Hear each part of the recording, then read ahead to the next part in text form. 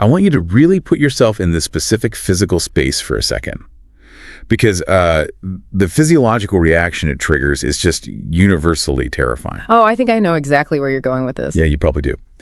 So you are sitting in an office, and it is that undeniable, soul-crushing corporate beige. The absolute worst kind of beige. Right. And there's a fluorescent light right above you. You can literally hear it. It is humming just a fraction too loudly. It's just vibrating right into your teeth. Exactly. Or, okay, strip away the office completely. You are standing in the middle of a rented hotel ballroom for one of those mandatory industry networking events. Oh, wow. That is almost worse. It is. You are clutching a lukewarm white wine in a plastic cup. You are scanning a sea of name tags, trying to strike that impossible balance between looking, highly approachable, but not like you're desperately looking for someone to talk to. It's a very delicate, terrifying dance. It really is. Or, let's make it personal. Let's just raise the stakes entirely. You're sitting across a tiny candlelit table on a first date. Okay, the stakes are definitely raised. You spend 45 minutes picking out the outfit. You're trying to project effortless, absolute confidence while silently praying to whatever higher power will listen that there isn't a piece of spinach lodged in your front teeth. And the environmental dressing changes in all those scenarios, right? Yeah. But the core psychological architecture of that moment, it's completely identical. Yeah, totally identical. Because the stakes in every single one of those situations are incredibly high. Even if the surrounding environment feels, mundane, your brain knows that you are actively being evaluated. Right. The evaluation is happening right then and there. And then the person sitting across from you, the hiring manager with the clipboard, or the potential massive client, or, the date who just ordered a second drink, they lean forward. The lean forward is always the tell. It is. They lean forward, they make direct eye contact, they offer this completely disarming smile, and they deliver the 4 most terrifying, paralyzing words in the entire English language. Tell me about yourself. Tell me about yourself. It is the ultimate conversational trapdoor. I mean, it sounds so deceptively innocent, doesn't it? It sounds like a gift. Right. It's framed as this open-ended, generous invitation to speak on a subject where you are ostensibly the world's foremost undisputed expert. Which is you. Exactly. You are being asked to talk about the one single thing you have studied 24 hours a day since birth.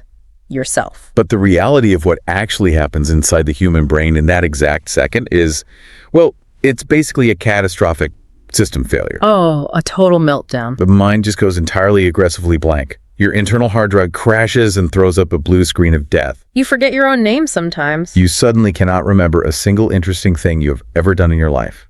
Every hobby you've ever had evaporates. Every professional accomplishment you've ever fought for just disappears. You forget what you like to eat for breakfast. And the silence just stretches out. Yes. And because that silence is stretching out and becoming completely unbearable, what do? We start babbling. We absolutely panic. We scramble for these default, hollow, factory-setting phrases. We hear ourselves saying things out loud like, I consider myself a really nice person. I work hard. I like to hang out with my friends and have fun. It hurts just to hear it. And as the words are literally leaving your mouth, you are internally screaming at yourself because it's so agonizingly generic. The psychology behind that specific freeze response is actually fascinating, though. When faced with an open-ended existential prompt like that under the pressure of evaluation, the brain doesn't search for the best answer. It searches for the safest answer. The safest answer. That makes so much sense. Yeah, we are forced into an immediate defensive posture. We retreat to the most impenetrable, featureless vocabulary available. We unconsciously select words that we believe cannot possibly offend or alienate or challenge the person sitting across from us. Because we just want to survive the moment. Exactly. But the tragic irony there is that in our desperate attempt to avoid saying the wrong thing, we strip away all the nuance, the texture, and the actual value of our real personalities. I mean, we essentially erase ourselves in real time. Okay, let's unpack this. Yeah. Because that exact phenomenon, that real-time self-erasure, that is the core mission of our deep dive today. We are going to completely deconstruct and master the art, and more importantly, the underlying grammar and mechanics of self-description. It's so needed. The goal here is to take your instinctive answers to that terrifying 4-word prompt and transform them from panicky conversational filler into magnetic, highly strategic, trust-building communication. Because the words you pluck out of the air to describe yourself, they aren't just invisible labels. No, they're not. They form the literal lens through which the rest of the world perceives your worth. And to do this, we are pulling from a truly brilliant set of source materials. It's a masterclass designed by the Advanced Learner Studio. And the context of this source is really critical for everyone to understand. It is. This was a session originally constructed as an educational dialogue for individuals studying English at the C2 level. Now, in the European framework, C2 isn't just conversational, it is the absolute pinnacle of mastery. Right, it's the level of diplomats and novelists. Yeah, high-level academics. The session is guided by two language experts, Emma and John, who just dissect the mechanics of self-presentation with surgical precision. But I know exactly what the pushback is going to be here. If you were sitting in your car or, walking your dog right now, you might be thinking, look, I've spoken English since I was a toddler. I don't need a masterclass designed for language learners. Which is a fair assumption to make. But that is the entire hook of this deep dive. The genius of Emma and John's breakdown is that while their audience might be language learners striving for perfect fluency, the underlying psychological traps and the strategic weight of these vocabulary choices, well, they apply universally. Oh, absolutely. Native speakers stumble into these exact same communicative sinkholes every single day of their lives. Native speakers get lazy. We really do. Emma and John emphasize a profound concept throughout their session, which is that the words we choose act as an active filter. They don't just describe reality, they dictate it. They dictate the reality of the room. Exactly. They determine how the world categorizes us, how much authority we are granted in that room, and ultimately, what doors open or close for us. The central tension we have to navigate is the vast chasm between merely signaling a lack of harm versus actively signaling undeniable value. So if we're going to build a completely new C2 level architecture for how we talk about ourselves, I think we have to start with demolition. Tear it down first. We have to look at what we are currently doing wrong and unlearn the default settings we panic revert to. So Emma and John kick off their session by utterly dismantling something they call the nice trap. The nice trap, it's so ubiquitous. They describe the reflexive use of words like nice or good or fine as the conversational equivalent of beige wallpaper. The beige wallpaper analogy is just devastatingly accurate. Think about the function of beige wallpaper in, say, a dentist's waiting room. Okay, I'm picturing it. It is entirely functional. It covers the drywall. It serves a basic structural purpose. But no human being in the history of the world has ever walked into a waiting room, stopped dead in their tracks, pointed at the wall and said, "My God, look at the magnificent beige wallpaper." Who was the visionary who chose that color? Right. Who is the interior designer? It commands zero attention. It leaves absolutely no memory. It simply exists to take up physical space without offending the eye. John actually calls it conversational styrofoam. Yeah. You are basically packing peanuts at the person interviewing you. That's exactly what it is. It fills the awkward silence, but it has absolutely no nutritional weight whatsoever. But I'm going to stop right here and play devil's advocate for a second. Okay, let's hear it. Because the more I read through their critique of the word nice, the more I found myself pushing back. Isn't being fundamentally nice a genuinely good thing? Sure, in a vacuum. Like, let's say I am sitting in a brutal, high-stakes job interview. I'm sweating through my shirt. If I manage to look the hiring manager in the eye and sincerely communicate that I am a nice person, aren't I at least clearing a very important hurdle? You're clearing a hurdle, yes. I am signaling that I am not a sociopath. I am signaling that I'm not going to be a toxic nightmare for the HR department. Doesn't that baseline of decency count for something in today's corporate culture? You are hitting on the exact psychological defense mechanism that makes the nice trap so insidious in the first place. Yes, it counts for something, but it only counts for the absolute bare minimum requirement for participating in society. The bare minimum. Emma and John make a brilliant distinction here. When you use your limited, precious interview time to declare that you are nice, you are only signaling a lack of harm. A lack of harm. You are effectively raising your hands in the air and saying, "Please do not be alarmed. I am not a threat to the ecosystem." You are promising that you won't scream at the interns, you won't steal other people's yogurts from the communal break room fridge, and you won't deliberately sabotage a project out of spite. Which is great, but it's essentially saying, I meet the legal requirements to not be fired on my very first day. Precisely. A lack of harm does not equal the presence of value. In any environment where the stakes are elevated, whether you are pitching venture capitalists or trying to get a promotion or trying to convince someone to spend their life with you relying on nice, is practically a confession of ignorance. Wow, ignorance. That's a strong word for it. But it's true. It implies a profound lack of self-awareness. It suggests you haven't bothered to do the internal work required to define your specific, unique flavor of utility. You don't just want to be agreeable in a competitive world. Agreeable just means you won't cause friction. You want to be valuable. Valuable means you actively generate solutions. The masterclass drives this home with this brilliantly mundane analogy about a neighbor. Imagine I come over to your house, I lean over the fence, and I say, "Hey, I just met the new guy who moved in across the street. He's nice." Yeah, what does that even mean? What piece of actionable data have I actually given you about that human being? Absolutely zero. Nothing. The umbrella of nice is so comically broad that it covers entirely contradictory behaviors. Right. Does this nice neighbor spend his Sundays baking artisanal sourdough bread and distributing it to the entire block? Or is this nice neighbor a complete recluse who aggressively avoids eye contact when he's checking the mail, but he manages to refrain from throwing his garbage on your lawn? Right. Both of those people get categorized as nice. The word communicates absolutely no substance about their internal character, their motivations, or how they fundamentally interact with the world around them. It is just a polite placeholder. It's an auditory filler that means I haven't spent more than 2 seconds thinking about this question, but social convention dictates I make a positive noise right now. That's it. It's just a noise. So if we accept the premise, if we agree that nice is completely off the table and we are throwing the conversational styrofoam directly into the incinerator, what replaces it? Yeah.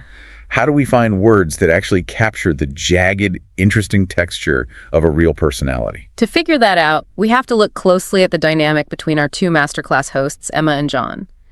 The Advanced Learner Studio intentionally paired them because they represent two fundamentally different archetypes, almost like the two hemispheres of the brain. Oh, I love how they set that up. Yeah. Emma is highly analytical. She's deeply structured and pragmatic. John is the more abstract, creative, philosophical thinker.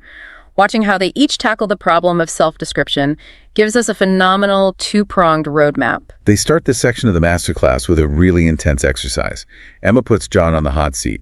She gives him a single-word challenge. It's a brutal challenge. It really is. She looks at him and says, "Describe your entire essence, your professional drive, your personal identity, everything." Yeah. But you only get one word. It is an incredibly revealing constraint. When you force someone to strip away all the caveats, the rambling anecdotes, the ums and ahs, the single word they select has to be capable of carrying an immense structural load. It has to do all the heavy lifting. It has to be perfectly calibrated because there is nowhere to hide. And John, without missing a beat, chooses the word curious. Now, I have to be completely honest here. When I first read that in the source notes, I actually rolled my eyes a little bit. Really? You didn't like it? Well, curious sounds a little soft, It sounds like a children's book character. Curious George. It doesn't sound like the kind of word you drop in a boardroom when you're negotiating a 6-figure salary. I can see that. It sounds almost naive. Exactly. But the more John explained his reasoning, the more I realized it is an absolute tactical power move compared to what most people say. Because what is the default instinct when someone is trying to sound impressive professionally? They say, I am very smart, or I am highly experienced. Right. It's the instinct to project authority. But John's breakdown of why curious obliterates smart is just a masterclass in behavioral psychology. Let's look at the word smart. If you sit in an interview and declare, "I am smart," you are making a static claim. A static claim. You are declaring a fixed state of intelligence. You are essentially telling the room, "I possess the required knowledge. My intellectual journey has reached its destination." Right. It borders on arrogant, not because it might not be true, but because it represents a closed loop.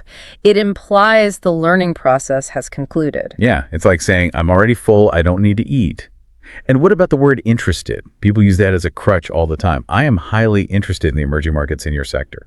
Interested is entirely passive. It describes a reaction, not an action. If you are an interested person, it means that if someone... Exactly, you will pay attention. But you aren't out there hunting for it. Curious, however, completely changes the physics of the interaction. Curiosity implies an internal engine. An internal engine. That is the phrase that really unlocked this whole concept for me. It is an active, relentless trait that pushes outward from the individual into the environment. It is an insatiable, almost compulsive desire to pull things apart, to understand the hidden mechanics, to identify and solve problems that you haven't even been explicitly assigned yet. It's aggressive. It is. To use a simple contrast, an interested person reads the instruction manual. A curious person takes the machine apart to see why the engineer decided to write the manual that way in the first place. I kept thinking about this in terms of technology. Like, if you are a hiring manager looking at two candidates, candidate A looks you in the eye and says, I am incredibly smart. That is exactly like buying a computer with a fixed top-of-the-line hard drive. It's great for about 5 minutes. Right. It might be blisteringly fast today. It might know everything there is to know about the current market. But in 6 months, when the entire industry pivots, when a new algorithm drops, or the software fundamentally changes, that fixed hard drive is suddenly obsolete. It cannot adapt without someone else rewriting its code. It's stuck. But candidate B, the one who says, I am relentlessly curious, that is like hiring a self-aware artificial intelligence. It constantly, obsessively updates its own software based on new inputs. It is inherently, permanently future-proof. What's fascinating here is that tech analogy perfectly captures John's core thesis. What is truly brilliant about claiming curiosity is how it completely reframes the concept of ignorance. Oh, let's talk about ignorance. In a corporate environment, ignorance is terrifying. If you define your entire worth by being smart, then any gap in your knowledge, any question you can't answer, is a catastrophic failure. It threatens your very identity. You'll do anything to hide it. You will hide what you don't know. You'll fake it. But when you define yourself as curious, ignorance loses its teeth.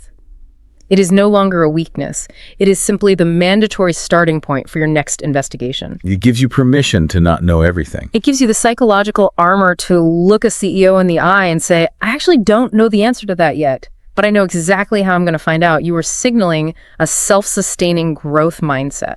You are changing the power dynamic of the entire conversation. You aren't desperately hoping that your existing reservoir of knowledge is deep enough to impress them. You are guaranteeing that your capacity to generate new knowledge is infinite. And the masterclass treats this as a massive red flashing warning light. Choosing a dynamic active word like curious is only 10% of the battle. Only 10%. Only 10%. Because if you simply drop a high-level intellectual adjective onto the table, cross your arms, and expect them to be impressed, you have failed. Without proof, the most brilliant adjective in the world instantly decays into just another meaningless cliche. Yes, the burden of proof. This is where we pivot to the other half of the brain, the other host, Emma. So John took curious, and Emma's response to the single word challenge is the word organized. Organized. Now, let's just pause and be completely real for a second.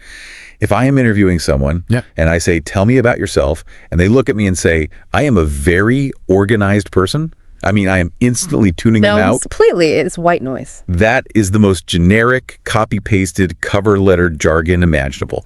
It skirts right on the absolute edge of those terrible cliche interview answers. It's right up there with my greatest weakness is that I'm just too much of a perfectionist or I just care too much about the company's success. It is incredibly dangerous territory because it triggers immediate, justified skepticism. Every single human being who has ever applied for a job, from the most meticulous project manager to someone whose email inbox currently has 40,000 unread messages, has claimed to be organized. Everybody says it. The claim itself has been inflated out of existence. It has zero currency. So the masterclass asks, how do we save a word like that? How do we resuscitate an adjective that has been beaten to death by corporate jargon? And Emma's rule is rigid. You cannot just claim an adjective. You must validate it. You must anchor it to reality with concrete, hyper-specific, and ideally, slightly vulnerable evidence. And we get to watch Emma do this in real time. She doesn't just confidently state, I am very organized, you can count on me. She immediately provides the architectural blueprints of her mind. She gets so specific. She admits with a degree of genuine vulnerability that her entire existence is governed by a series of intensely complex color-coded spreadsheets. And John chimes in to validate this, pointing out to the audience that if you look at Emma's physical desk in the studio, it is absolutely terrifyingly immaculate. There wasn't a single paperclip out of place. That pivot from abstract claim to specific evidence is the linchpin of effective communication. By providing that highly specific detail, the color-coded spreadsheets, she forces the word organized out of the realm of abstract theory and into a concrete visual reality. You can literally see it. When you hear the phrase color-coded spreadsheets, your brain doesn't just process the concept. It instantly conjures a vivid image. You literally see the neon green and yellow tabs in your mind. You visualize the sterile, immaculate desk. And because the listener's brain is actively generating that image, they implicitly trust the claim. They are participating in the proof. Exactly. They are building the proof in their own mind. It proves that she doesn't just want to be organized. She actually derives a deep psychological comfort from order. We all know the person who buys an incredibly expensive, beautiful leather-bound planner on January 1st, color codes their life for exactly 3 days, and then by February, that planner is crushed at the bottom of a gym bag covered in protein powder. We've all been that person. Anyone can claim the intention of organization. Emma's specific evidence proves she actually lives the reality of the trait. It is the absolute embodiment of the oldest storytelling rule in existence. Show, don't tell. If you sit down and tell me you are a hilarious person, you have accomplished nothing until you actually make me laugh. Right. If you tell me you are fiercely organized, you have to open the laptop and show me the insane spreadsheet system. The concrete evidence is the only alchemy that transforms an adjective from a hopeful aspiration into an undeniable, proven reality. Here's where it gets really interesting. Because if we put John and Emma's strategies together, we have a solid foundation. We know how to describe our internal engine like being relentlessly curious, and we know how to back it up with concrete visual evidence like the terrifying color-coded spreadsheets. But there's a gap. There is a missing piece here. How do we describe our actual execution? When the rubber meets the road, how do we signal to a skeptical hiring manager or an anxious business partner that we are actually a safe bet? Because you can be curious and organized and still never actually ship a product on time. This is the critical transition from describing who you are to describing how you operate. The masterclass moves into what they identify as the holy trinity of professional trust. The Holy Trinity. These are the heavy hitters of the C2 vocabulary. These are the words that actually close deals. The trinity consists of 3 words: reliable, dependable, and conscientious. I want to spend some real time breaking these down because on the surface, to a casual listener, they just sound like 3 synonyms you'd find in a thesaurus under good employee. Yeah. Let's start with the first 2, reliable and dependable. Emma and John treat these as essentially interchangeable in a business context, right? For all practical communicative purposes, yes. Reliable and dependable function as the foundational baseline currency of the professional world. They represent one incredibly simple but shockingly rare behavioral trait. If you look someone in the eye and say, you are going to do something, you actually do it. They just do it. You are a known, mathematically predictable quantity. People can build schedules and budgets around you because they can count on you to execute the specific task you have been assigned exactly when you said you would. It sounds so agonizingly basic, like, I do what I say. Yeah. But it is literally the glue that holds civilization together. Oh. I was thinking about this in terms of a high-risk gamble. Okay, tell me more. Imagine you are a manager at a massive tech firm, and you manage a team of 20 people. You have one guy on your team who is a brilliant, once-in-a-generation genius. He writes algorithms that nobody else in the building can even comprehend. Yeah. He is a wizard, but he is entirely unpredictable. Sometimes he doesn't show up for the morning stand-up. Sometimes he misses crucial client deadlines. Sometimes he just vanishes into the ether for 3 days because he's waiting for inspiration to strike. As a manager, that genius isn't an asset. He's a massive walking liability. You cannot build a scalable business process around a wizard who might not show up. You absolutely cannot. And this is a fundamental misunderstanding many ambitious people have. Managers, directors, and investors do not buy erratic brilliance. Erratic brilliance keeps them awake at night. They buy stability. They buy stability. Contrast your unpredictable wizard with an utterly average worker on that same team. Huh? This worker isn't writing groundbreaking, paradigm-shifting code. They are doing standard, competent work. But they are 100% reliable. You know exactly what you're getting. If they tell you the quarterly report will be on your desk at 9:00 a.m., you can bet your life savings it will be sitting there at 8:59 a.m. That average, reliable worker is a universal asset. They are the load-bearing walls of any successful enterprise. You can build a skyscraper on top of them. So reliable and dependable are the foundation. You absolutely must have them to play the game. But then, Emma and John introduced the third word.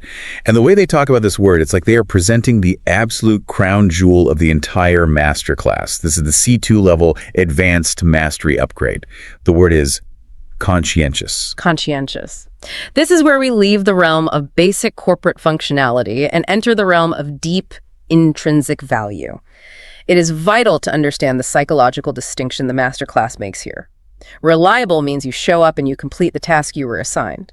Conscientious means you care deeply, almost profoundly, about the fundamental quality of that task. The source notes specifically emphasize that this word carries actual moral weight. It's not just a business metric. It has immense moral and ethical weight. It implies a rigorous, uncompromising internal standard of excellence. Let's look at the difference in action. A reliable person completes the data entry spreadsheet on Friday at 5 p.m. because the boss asked for it by Friday at 5 p.m. Checkbox ticked. Exactly. A conscientious person completes the spreadsheet on Thursday, realizes the formatting is a bit clunky, reorganizes the data so it's more readable for the marketing team, double-checks the core formulas, and in the process, flags a minor anomaly in the data from 2 quarters ago that no one else noticed. And why did they do all that? Why did they do all that extra work? Not because the boss demanded it, but because handing in a sloppy, bare minimum spreadsheet would bother them on a deeply personal, psychological level. Yes. It entirely comes down to intrinsic versus extrinsic motivation. An extrinsic person works for the gold star or the paycheck. An intrinsic person works because their identity is tied to their output. When you display the word conscientious in an interview and you back it up with evidence, you are sending a massive flashing beacon to the hiring manager. You're taking away their stress. You are essentially looking them right in the eye and saying, listen to me, you do not ever need to micromanage me.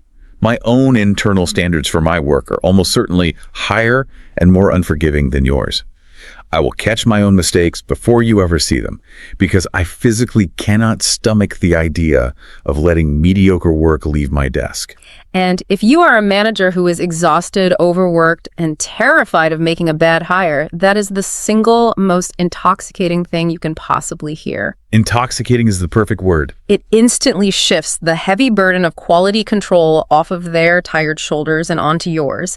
It builds an immediate, profound level of professional trust that a word like nice or smart could never achieve in a million years. It's honestly incredible how much psychological leverage is packed into that one specific sequence of syllables. But, and this is a massive, terrifying pivot in the masterclass, you can do all this perfectly. You can have the perfect vocabulary. You can know exactly how to deploy curious, organized, and conscientious. You can have your visual, color-coded evidence perfectly prepared. But Emma and John warn us that the English language is littered with hidden grammatical landmines. And if you step on just one of these tiny mechanical traps, you can accidentally communicate the exact polar opposite of what you intend, completely destroying the complex reputation you just spent 20 minutes building. This phenomenon is what they refer to as character assassination by suffix. Character assassination by suffix. And it is deeply tragic precisely because it almost exclusively happens to highly intelligent, highly capable people who simply make a microscopic mechanical error in the language structure. The masterclass paints this literal nightmare scenario to illustrate the point, and they call it the tragedy of the advanced learner. I want everyone listening to vividly picture this. You've prepared for weeks for this massive, life-changing interview. You're ready. You have rehearsed your answers in the mirror. You have perfectly ironed your shirt. You walk into the glass boardroom, you shake hands, you sit down, and you feel total, absolute confidence.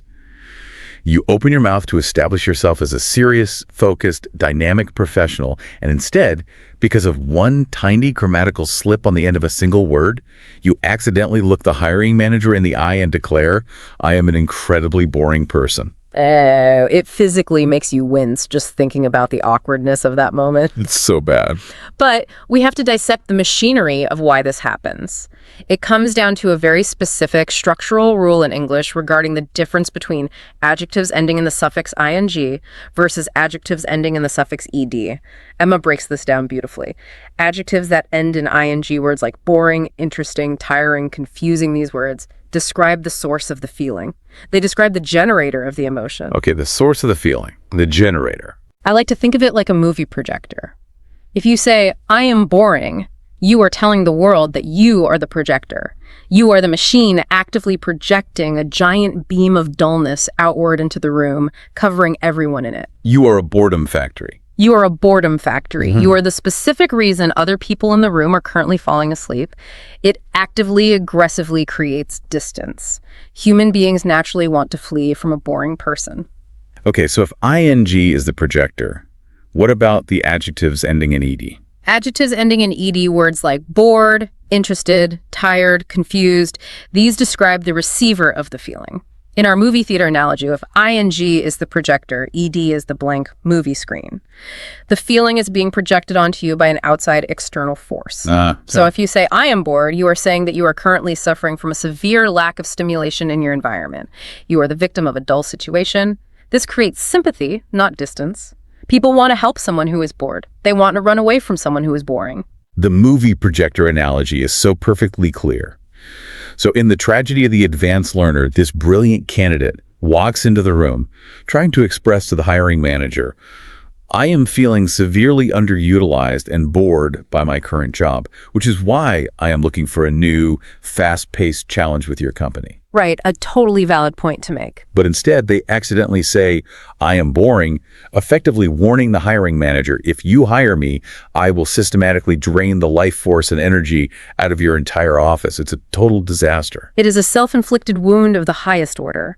And John points out a second grammatical trap that is equally devastating, and it revolves around the eternal battle between the verbs have and be. Yes, the translation trap. The example they use in the session is a candidate confidently saying, I have confident. Now, to a native English ear, that immediately sounds discordant. The brain just rejects it.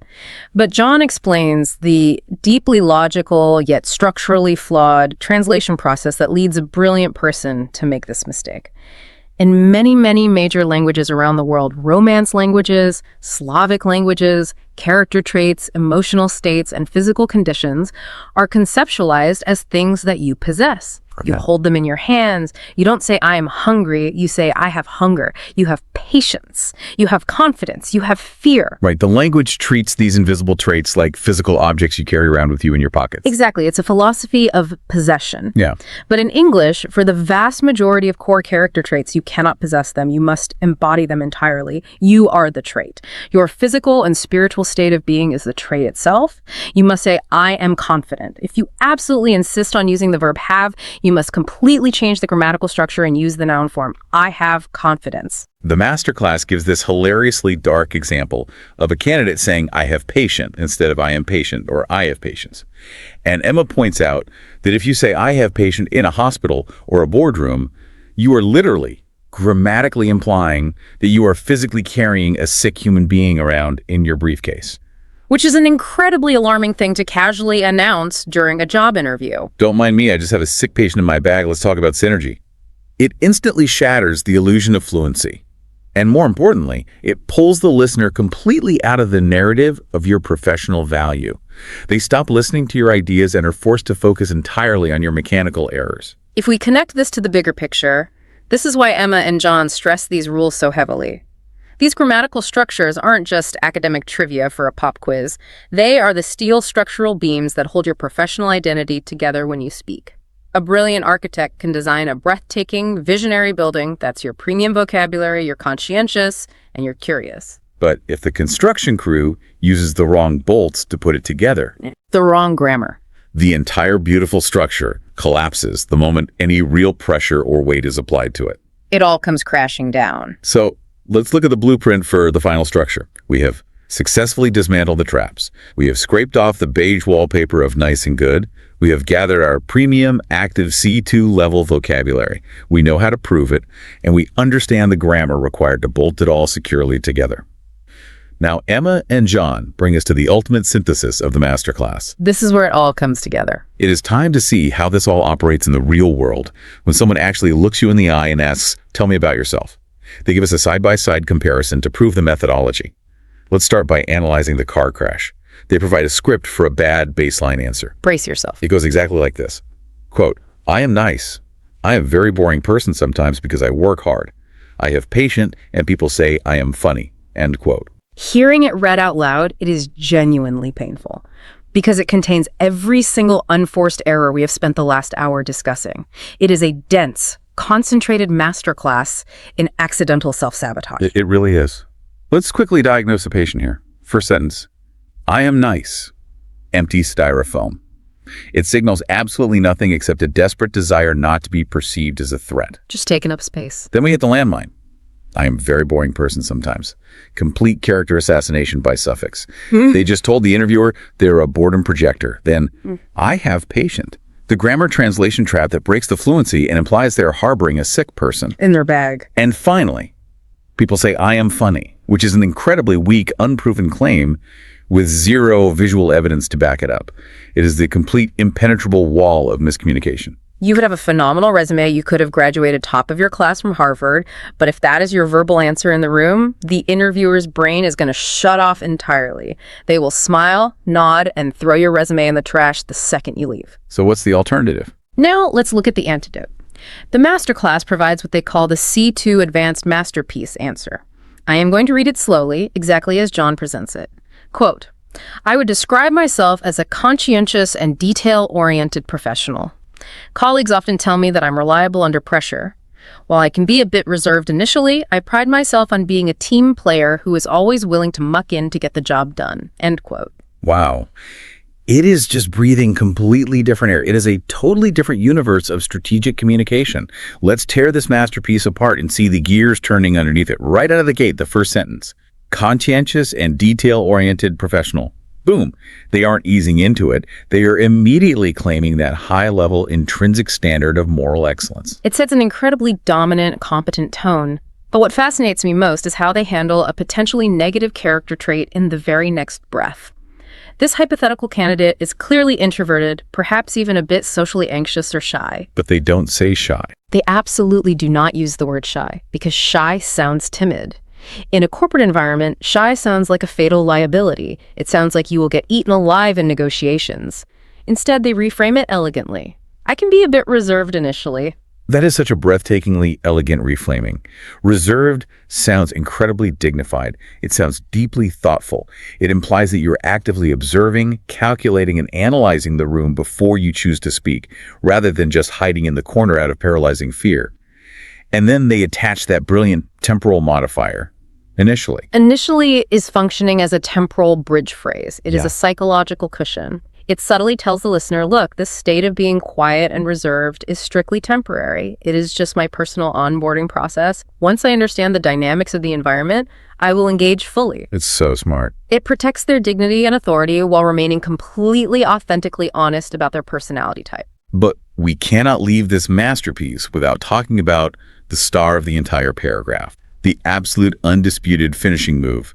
The phrase, willing to muck in. Emma and John highlight this specific idiom as the jewel of the answer, and I am completely obsessed with it. It is a stroke of tactical genius, particularly when deployed in a highly formal, sterile business setting. The phrase to muck in has deeply earthy, visceral, agricultural roots. It literally refers to dealing with dirt or mud or animal manure on a working farm. That is quite the visual. In a modern context, it means enthusiastically pitching in to do the heavy, dirty, thoroughly unglamorous labor alongside everyone else without complaining. In a boardroom context, mucking in is the ultimate anti-diva phrase. Yeah. Think about the incredible contrast they just built. They started the answer with the word conscientious, which is a very high-level, multisyllabic, formal, almost academic word. It establishes intense, undeniable competence. But if you only use high-level academic words, you run the massive risk of sounding stiff, robotic, or hopelessly arrogant. By ending the paragraph with an agricultural idiom like muck in, they bring the entire persona all the way back down to earth. It is the perfect counterbalance. It signals immense grounded humility. It tells the hiring manager, yes, I have an incredibly rigorous intellect, and yes, I am a highly detail-oriented professional with massive standards, but do not mistake my standards for arrogance. I do not think I'm above the grunt work. If the project is failing at 2 a.m. on a Sunday, I will roll up my sleeves and get my hands dirty in the trenches with everyone else. It flawlessly balances extreme, intimidating competence with incredible warmth, loyalty, and approachability. Exactly. So what does this all mean? We've gone on quite an intense journey today, starting from that terrifying, universally relatable beige room with the buzzing fluorescent lights. We've learned that we have to forcefully stop hiding behind the beige wallpaper of words like nice. We've learned that being curious means building an active, future-proof engine, while being smart just means possessing a static hard drive. And we've seen the mechanics of it. We've learned that the business world operates on a show, Don't tell economy you cannot just claim an adjective. You have to mentally project your color-coded spreadsheets to prove it. We've explored the holy trinity of professional trust, realizing we must graduate from simply being reliable to being deeply morally conscientious. And we've mapped out the devastating grammatical landmines so we don't accidentally walk into a room, declare ourselves a boredom factory, and imply we are carrying a sick patient in our briefcase. Ultimately, the masterclass is about recognizing the immense power of agency. The words we choose are not passive, invisible descriptors that trail behind us. They are active, aggressive filters that construct our reality and shape exactly how the world receives and values us. And Emma and John actually leave their C2 students with a brilliant, highly practical piece of homework to test this theory in the real world. Yes, the homework challenge. I love when these concepts get forced into actual practice. The challenge is surprisingly difficult. Take these concepts we've discussed, sit down with a piece of paper, and try writing a short 3-sentence description of your absolute best friend. But you are forbidden from using generic filler words. You cannot say they are nice, fun, or good. Are they a social butterfly who acts as the glue for your friend group? Are they relentlessly dependable under the pressure of a crisis? Do they muck in and actually show up with boxes when you need help moving apartments on a rainy Saturday? Oh, that's a great test of friend. Practice these mechanics, these dynamic adjectives, and these idioms on someone else first. It is significantly easier to identify and articulate the specific value in a friend than it is in yourself. But once you master the grammatical mechanics of describing them, you can turn that exact same powerful linguistic lens onto your own identity. It's a phenomenal exercise. It forces you to build the muscle memory of valuable vocabulary. But before we officially wrap up, I want to hand it over to you for one final thought. Yeah. Because everything we've talked about today has been focused on an external dynamic, how the words you choose change how the world looks at you. But is there a secondary internal effect happening here? This is perhaps the most profound question hidden within this entire linguistic study. We've talked extensively today about how the precise words you choose act as a filter for how the world perceives your value. But consider the concept of neuroplasticity and self-fulfilling prophecies. Do the precise words you consistently use to describe yourself eventually alter your actual physical behavior? Think about it. If you wake up tomorrow and you consciously banish the word nice from your vocabulary, and you start confidently telling people out loud that you are a conscientious and relentlessly curious person, what happens the next day? Do you subconsciously start working just a little bit harder? Do you ask 3 more probing questions in the next marketing meeting? Exactly. Do you stay 10 minutes late to double-check the formulas on a spreadsheet because you are now psychologically bound by the powerful, high-standard identity you have just spoken into existence? We have to ask ourselves, does our language simply follow our personality, or does our personality eventually follow our language? That is a staggering thing to think about. It makes you wonder entirely who you might become simply by changing the vocabulary you use to describe yourself. So the very next time you find yourself trapped in that beige office, sweating under the fluorescent lights, or sitting nervously across that candlelit table, and you hear those 4 terrifying words, tell me about yourself. Take a breath. Don't panic. You aren't just reciting a boring summary of your past. You are actively, deliberately building the exact person you want to be in the future, one perfectly chosen word at a time. Thank you so much for joining us on this deep dive. We will catch you on the next one. Imagine for a second that you've spent the better part of a decade meticulously building this high-performance sports car right in your garage. Oh yeah, like a total passion project. Exactly. You've custom-tuned the engine, the wiring is, an absolute work of art, and it just handles like a dream. But then someone walks up to your driveway and asks you to describe this incredible machine, and the only word you can summon to explain all that complexity is, loud. Right, just loud. That's brutal. You'd be doing your own creation a massive disservice, right?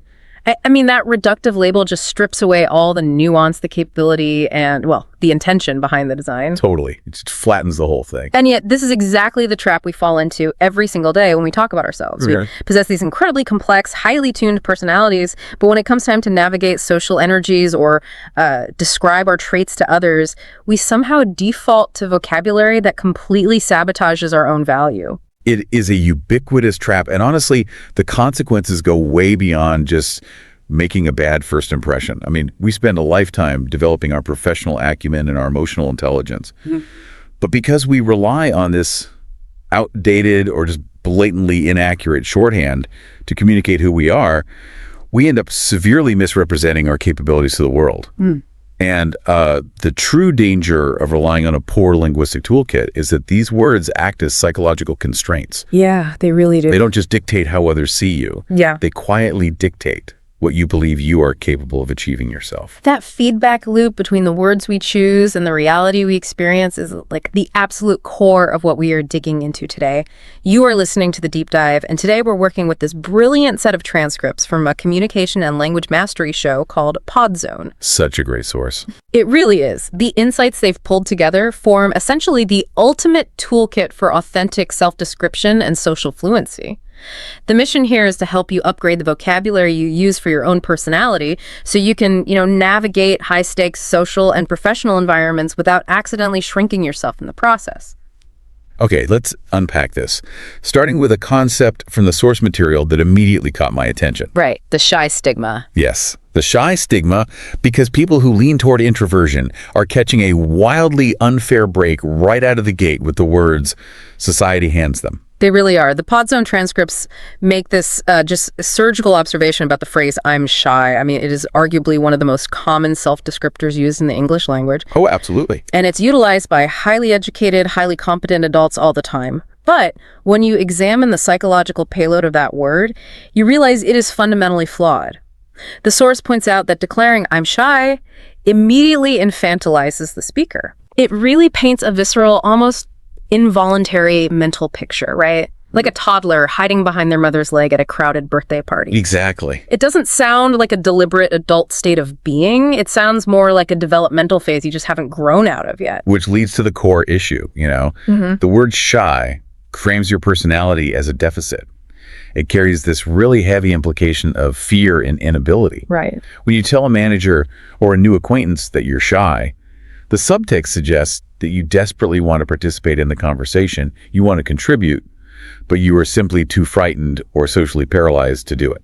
It frames your natural disposition as a negative constraint, like an affliction. Yeah, exactly. Yeah. The source makes this super compelling comparison, noting that people talk about being shy the way they talk about suffering from a cold. Wow, yeah. It is framed as an external force happening to you, like overpowering you, rather than a state of being that you own and actually control. Reading that section immediately made me think about the history of left-handedness. Oh, that's an interesting connection. Right, because for decades, being left-handed was treated by society as this bizarre flaw that needed to be actively corrected in schools, rather than just a perfectly valid natural neurological orientation. Apologizing for being left-handed was essentially apologizing for not perfectly matching a right-handed world's tool set. That is so spot on. When you call yourself shy, you're doing the exact same thing. You are treating your natural social orientation as a defect just because it doesn't match an extrovert dominant room. What's fascinating here is the psychological weight of the alternative that the source actually provides, because the solution isn't to pretend you are a loud, aggressive talker. Right, they don't have to fake it. Exactly. Instead of saying, I'm shy, the transcript suggests a monumental pivot. You say, I tend to be more reserved. Reserved, just changing that one word. Yes. The shift in neurolinguistic framing there is staggering. Moving from shy to reserved shifts your locus of control from external to internal. It basically moves you from a state of negative constraint to a state of active choice. Because reserved implies an executive function. I mean, it literally means you have reserves. You are holding something back deliberately. Exactly. The mechanism at play. Reserved implies intention. It signals to the listener that you are observing the room, you are analyzing the data, and you're curating your thoughts before you speak. You aren't having a silent panic attack in the corner. Right. You are simply managing your energy output by choice. And by shifting that framing, you completely alter how others perceive your competence. Think about it. A manager coddles someone who is shy, but a manager seeks strategic counsel from someone who is reserved. It totally gives your personality a sense of dignity and posture. And this realization naturally opens up the next major theme in the source material. Because once we start viewing our internal traits as deficits, how do we systematically instruct other people on how to actually interact with us? The text suggests we need to stop looking inward for the blame and start pointing the finger at the environment. Yeah, this is the tactic of environmental preference. Yeah. And it is just a brilliant social maneuver.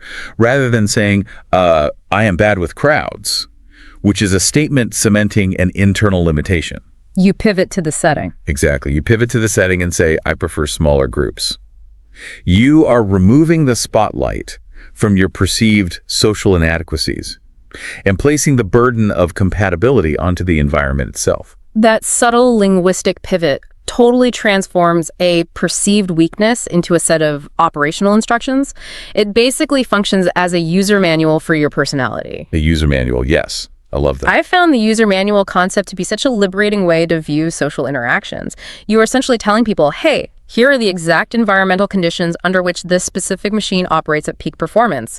Deploy in small groups and ensure a steady supply of coffee. Right. Provide coffee and stand back. Exactly. You're giving them the blueprint for your success rather than apologizing for your design. And this framework is entirely spectrum agnostic, It applies to extroverts just as critically. The source material spends time deconstructing common extrovert descriptors too, like being a people person or the life of the party. Oh, right, because there's a danger there too. A huge danger. The inherent danger is context mismatch. A user manual is utterly useless and potentially destructive if it doesn't match the job at hand.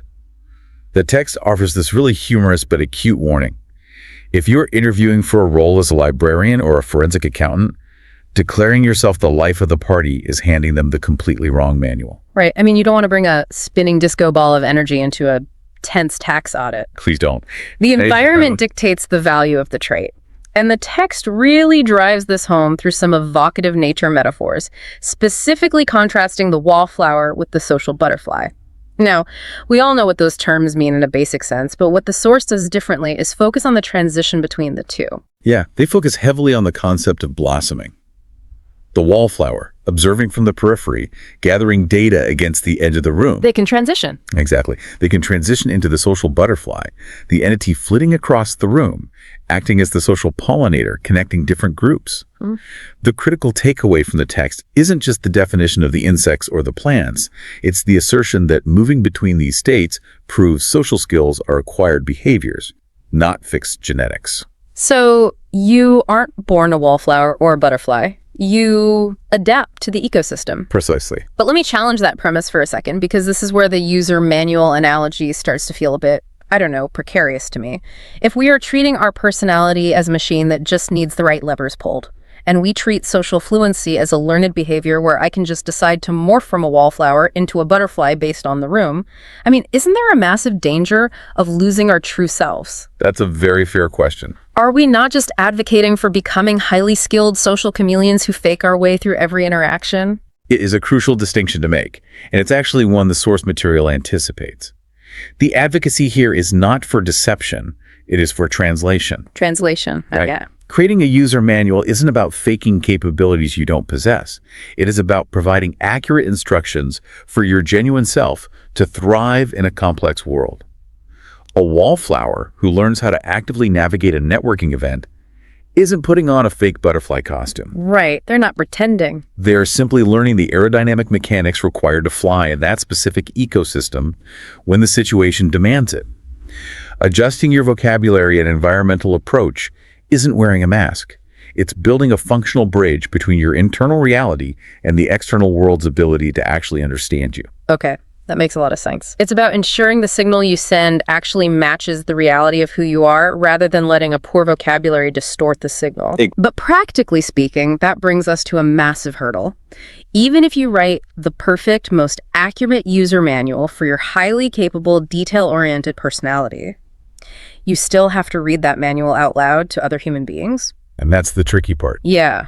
How do we present these refined traits without crossing the line into sounding insufferably arrogant? Navigating the perilous border between attractive confidence and repelling arrogance. The source affectionately dubs this the "don't be a jerk" section of their curriculum. A very important section. Definitely. You can utilize the most accurate descriptive words available, but if your phrasing is entirely ego-driven, it creates immediate cognitive friction for the listener. To bypass that friction, the text outlines 3 specific formulas for self-presentation. They act as like social softeners. And these aren't just polite suggestions, they're highly engineered linguistic tools. Let's look at the mechanics of the first one, simply called the softener. The strategy here is to take a blunt, absolute statement like, I am an organized person, and alter it to an objective observation like, I would describe myself as detail-oriented. The psychology behind why that works is rooted in how the human brain processes claims of superiority. I am organized is a closed, absolute statement. It triggers a natural skepticism in the listener like an automatic defense mechanism against arrogance. You instinctively want to find the flaw in their claim. Exactly. However, shifting to, I would describe myself as, introduces metacognition. It signals to the listener that you've stepped outside of your own ego, you have objectively evaluated your historical behavior, and you have arrived at a measured conclusion. It instantly lowers the listener's defensive barriers because the statement feels earned and thoughtful rather than boastful. The second formula is an absolute masterclass in bypassing the ego entirely. The source calls it third-party validation. Instead of walking into a room and declaring, I am a fantastic leader, you pivot the perspective and say, people often tell me that I lead well, or my team frequently mentions they appreciate my guidance. That's the one. It is the ultimate humble brag because you are successfully outsourcing your ego to, like, Dave in accounting. Good old Dave. By removing yourself as the primary source of the praise, you act merely as an impartial reporter of external data. It demonstrates deep confidence, but more importantly, it proves that you are actively listening to the feedback of the people around you. Right.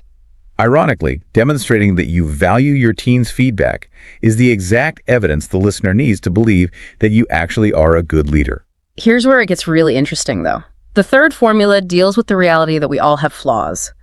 The source outlines a strategy called the weakness sandwich for navigating the dreaded task of discussing your negative traits. The dreaded interview question. Always. And the architecture is simple but brilliant. Trait, followed by context, followed by mitigation. The example they provide is, I can be impatient when deadlines approach, but I am working on it. It functions exactly like linguistic martial arts. Linguistic martial arts. I love that phrasing. You take the negative forward momentum of a flaw impatience, and you seamlessly redirect it into a display of high emotional intelligence. And the fulcrum of that redirect is the context, right? The when deadlines approach part. Yeah. If you simply say, I am impatient, you are painting yourself as universally volatile. Which is a huge red flag. Massive red flag. But by attaching a specific high-stakes trigger, you strategically reframe the weakness. You establish that you are someone who cares so deeply about the quality of the work and the timeline of the project that this intense dedication occasionally manifests as impatience. It's repackaging. Precisely. You've successfully repackaged a negative trait as the unavoidable side effect of a massive professional strength. And the final step, the mitigation of, but I'm working on it, proves you possess the self-awareness to actually manage that friction. It is an incredibly sophisticated way to communicate. You are explicitly telling the room, I see the flaw, I understand the psychological origin of the flaw, and I am already taking executive action to manage it. It's very powerful. But as powerful as the softener, third-party validation, and the weakness sandwich are, they're still structural formulas. They get your foot in the door. But the source makes it clear that to achieve true effortless social fluency, we have to graduate past rigid structures and master cultural shorthands. Yeah, because native fluency isn't just about grammar and syntax, right? It is about resonance. The source delves into specific idioms that native speakers use to basically read a room and convey dense packages of information instantly. These cultural shorthands bypass logical processing and hit directly at our social trust centers. The text highlights 3 specific idioms, and what really struck me is how physical and visceral the imagery is for all of them. It really is. The first is describing someone as down to earth, which is a phrase almost exclusively reserved for people who have achieved high levels of success or fame. Right, and it relies on an agricultural metaphor. The visual is of someone whose feet are still firmly planted in the soil. Despite their wealth or status, they haven't floated away into the atmospheric clouds of their own ego. In our modern, highly performative culture, labeling someone down to earth is assigning them the highest possible social currency. It signals that their success hasn't severed their connection to shared human reality. The second shorthand is saying someone wears their heart on their sleeve. If you pause and visualize that anatomically, it is a bizarre, almost violent image, like a beating heart just resting on a shirt cuff. It's a little graphic when you think about it. Totally. But culturally, it denotes total emotional transparency. It is the absolute antithesis of the stoic poker face. And this is where situational awareness becomes absolutely paramount. Wearing your heart on your sleeve is an incredibly endearing trait in a close friendship or, romantic partnership. It signals vulnerability and absolute honesty. Right. However, if you are attempting to describe your negotiation tactics to a corporate board, signaling total emotional transparency transforms a beautiful trait into a massive professional liability. Which perfectly sets the stage for the third idiom, the old soul. The text uses the classic example of a young child or a teenager who eschews loud, high-energy activities in favor of quiet observation, classical music, or deep conversation. We all know that kid. We do. And society has a very aggressive habit of categorizing youth purely by energy levels, which means that kid usually gets slapped with the label of boring or too serious. But applying the old soul idiom completely rewrites that narrative. It takes a perceived deficit of youthful exuberance and validates it by mapping it onto an archetype of ancient, profound wisdom. It is the pinnacle of linguistic reframing. But understanding these idioms is really only the prerequisite for what the source calls the ultimate fluency test. Right. True mastery of social dynamics isn't about memorizing the definitions of agricultural or anatomical idioms. It is about the ability to seamlessly context switch or register switch between the different dimensional versions of yourself depending on the ecosystem you are in. Right, because returning to the user manual concept, you cannot be the life of the party at a somber event, and you definitely don't want to bring forensic accounting energy to a weekend barbecue. Please, leave the spreadsheets at home. The source discusses the necessity of navigating between our professional persona, which requires vocabulary like focus, punctual, and driven, and our private persona, where we want to be seen as laid back, goofy, and spontaneous. The true test of fluency is knowing how to signal to people that you possess both gears. And to solve this, the text introduces the bridge statement. A bridge statement is this targeted phrase designed to prove your multidimensionality to the listener. The primary example given is, at work, I am quite formal and structured, but with my friends, I really let my hair down. And the historical context the source provides for letting your hair down is absolutely fascinating. It blew my mind. Right. It originates from eras where women were required to wear their hair in incredibly tight, restrictive, and often painful pinned-up styles in public. Removing those hairpins at the end of the day in the privacy of their homes was a literal physical release of societal constraint. So using that phrase today instantly communicates a transition from public restriction to private authenticity. But so what does this all mean?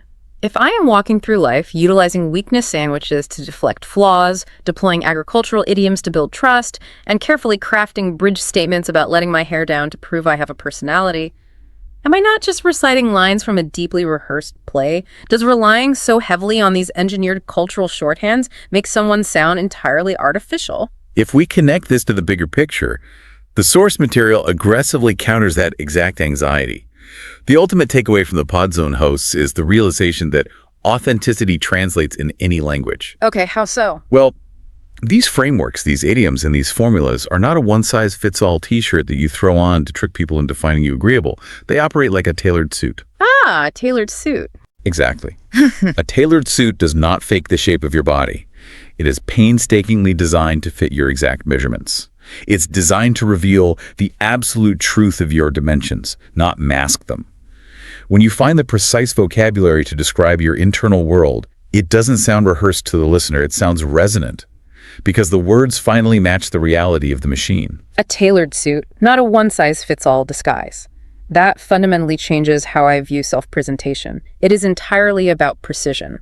And that pursuit of precision leads us to the final and undoubtedly the most profound concept buried in this source material, the linguistic feedback loop. This part is incredible. It is. The text poses an incredible, almost unsettling psychological question. Does changing your vocabulary actually alter your physical and cognitive behavior? It touches on the deepest intersections of neuroscience and linguistics. Think about it. If you stop accepting the label of shy and you consciously repeatedly state, I am reserved, does your physiology respond? Do you physically begin to stand taller? That's wild to think about. Right.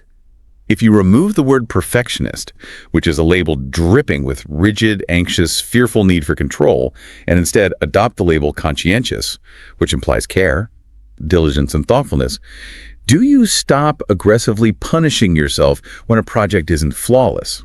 The source material makes a heavily supported argument that the answer is yes. The labels we willingly accept eventually become the roles we act out. I mean, going back to our earlier metaphor, if you label your meticulously built sports car a clunker, you are inevitably going to drive it like a clunker, hitting every pothole because you don't believe the machine is worth protecting. That is perfectly stated. If you label your personality as defective, you will navigate every social space defensively. You are quite literally writing the source code for your own future behavior. The words are not just descriptive, they are prescriptive. So here is our challenge for you based on today's deep dive. Sometime this week, before you step into a space where you have to introduce yourself, whether that is a corporate meeting, a neighborhood gathering, or even just a first date, take 3 minutes to brutally audit your own self-description. Are you utilizing vocabulary that diminishes your capabilities? Are you inadvertently apologizing for your natural orientation? Exactly. Find the words that actually fit the complexity of who you are. Give yourself and the world a proper user manual. And this raises an important question, something for you to mull over as you go about the rest of your week. We firmly established that the labels we use for ourselves act as a powerful behavioral feedback loop. But what happens when we apply that exact same psychological mechanism to how we describe others? Think about it. If you consciously change the private labels you use for your coworkers, your friends, or your family members, say, actively changing stubborn to principled in your own mind, or reframing bossy as decisive, might it subtly change how they behave around you? If our words shape our own internal reality, they almost certainly act as the invisible architecture for the reality we construct for everyone we interact with. That is a staggering thought to end on. It turns out how we talk about the machine doesn't just describe how it's running, it actually tunes the engine for everyone on the road.